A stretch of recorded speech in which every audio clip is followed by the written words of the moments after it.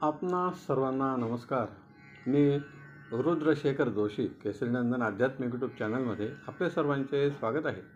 आज आपण हे व्हिडिओ जाणून घेऊया, साडेसाती म्हणजे काय. जर साडेसातीचा त्रास असेल तर त्यावर काय उपाय आहेत. शनिदेवाची कृपा प्राप्त व्हावी म्हणून काय करायला हवे. साडेसातीच्या कालावधीत म्हणायचे शनिस्तोत्र कोणते आहे. मे महिन्यातील सूर्याची उष्णता सर्वांवर सारखीच असते, पण काही व्यक्ती कडक उन्हात रोज काम करतात तरी देखील त्यांना काहीच त्रास होत नाही. काही व्यक्तींना त्रास होतो, तो होऊ नये म्हणून रुमाल, टोपी, टॉवेल, गॉगल, चष्मा, छत्री अशा अनेक साधनांचा उपयोग करून कार्य पूर्ण करतात.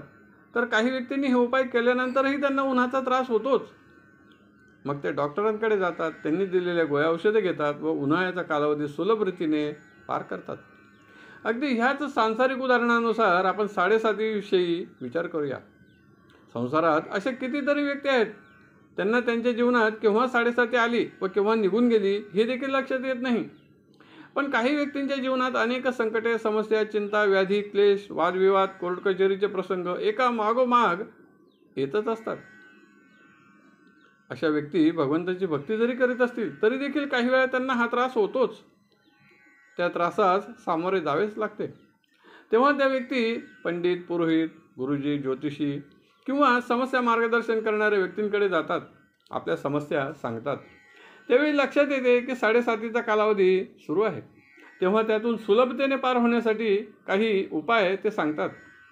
ते त्या विधीनुसार केलेत की शनिदेवाची कृपा प्राप्त होते व साडेसातीचा कालावधी सुलभ रीतीने निघून जातो.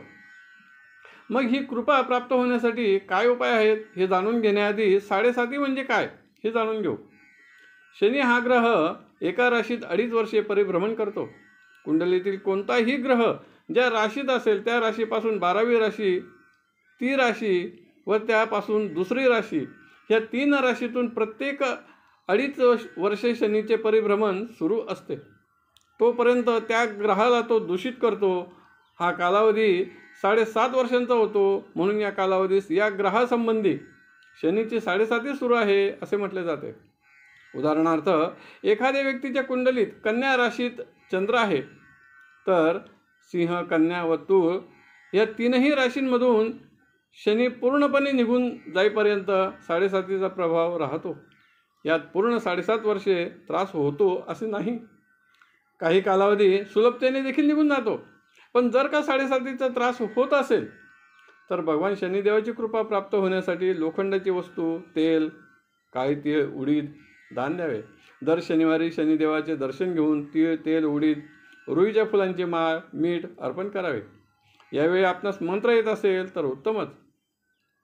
शन्नो देवी रविष्टय आपो भवन्तु पीतये शंजो रविस्रवन्तु ना, हा मंत्र म्हणावा. शनिदेवाची कृपा प्राप्तीसाठी नीलांजन समाभासम रविपुत्रम यमाग्रजम छाया मार्तंड संभूतम तन नमामि शनिश्चरम, हा मंत्र म्हणावा.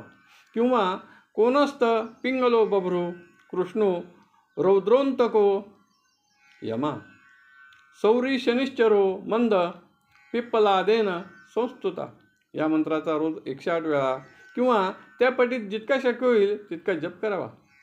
साडेसाती निवारणासाठी एक लहानसे स्तोत्र देखील आहे. हे पिप्पलाद ऋषींनी रचले आहे.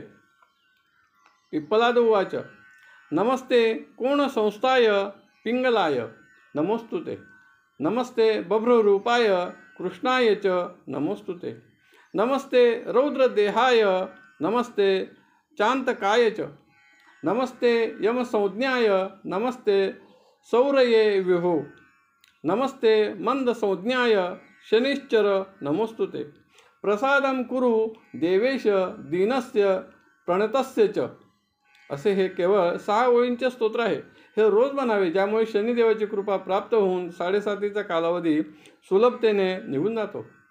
आजच्या व्हिडिओत बस इतकेच. पुन्हा भेटूया एका नवीन व्हिडिओत.